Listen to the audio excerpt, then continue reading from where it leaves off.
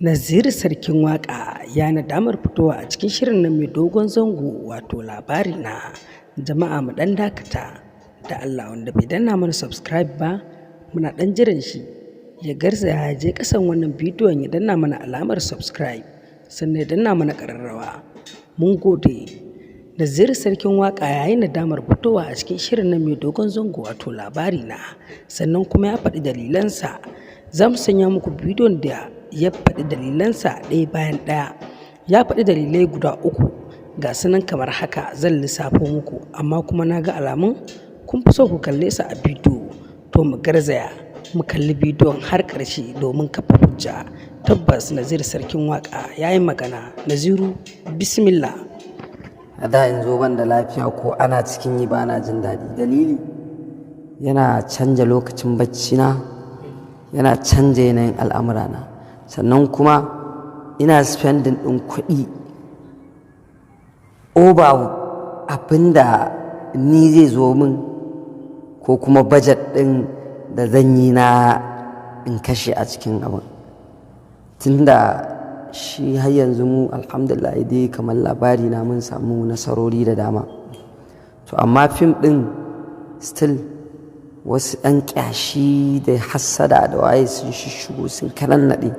So Allah ya sama addu'a ta fi ƙarfin mutane ne, so ba a making yanda muke so, har yanzu bai kai standard ɗin da muke so ba.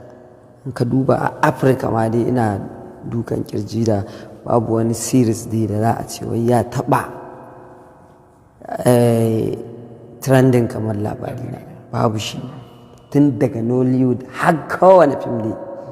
So kidan Labarina ya yi trending ya fi kowane kai na babu ai banta in yanzu na ce ka gayan ba za ka gayan ba, ko ɗaya ba za ka gayan ba, amma ya yi iya yin ƙoƙarin da ma an kalle shi in ka shiga yanayin yadda aka kalli Labarina abin ya ɓaci.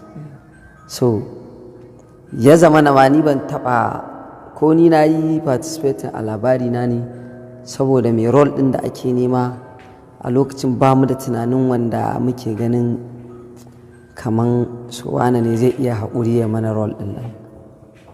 Role ne wanda yana cikin role ɗin da in muka samu matsala gaba artist ɗin in ya ce ba zai ba yadda dami da shi, ka fahimce ni? So sai muka ga a'a, so tunda muna da wasu shirye-shirye a kan fim ɗin nan, to kawai bari ni in ɗau role ɗin in ta yi da haƙuri. Ka fahimce ni? Me da haƙuri, ko da dai lokaci sai an gama shooting ɗin kowa sai ka ga an zo an yi nawa. Kwana 1, 2, 3, 4, 5 sati 2 in bayar sai a shooting sai kuma in dawo daidai. To ko shekaran jiya can muna magana aka gayan ai za a ci gaba. Duk da haka a hakan gan ta ƙoƙarin ta bin masu labarin da Allah ku rage min yawan fitowa, ku rage min yawan fitowa, saboda yawan fitowar ita ce za ta zaunar da ni a wajen shooting wanda ba zan iya ba.